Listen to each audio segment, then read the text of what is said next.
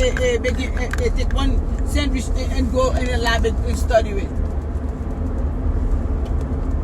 They're making money off of it because otherwise, why would you take a sandwich and go and test it?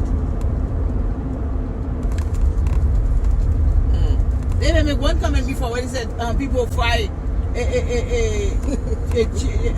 chicken and marijuana oil.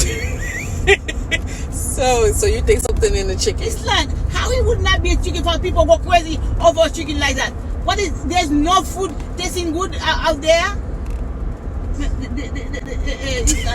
The other day I see people they're so disgusting caressing a main private part, and the next thing you know a baby come out. I think you need to just stay on Facebook. I think I need to shut it down. Yeah. For real, Let me give me your phone and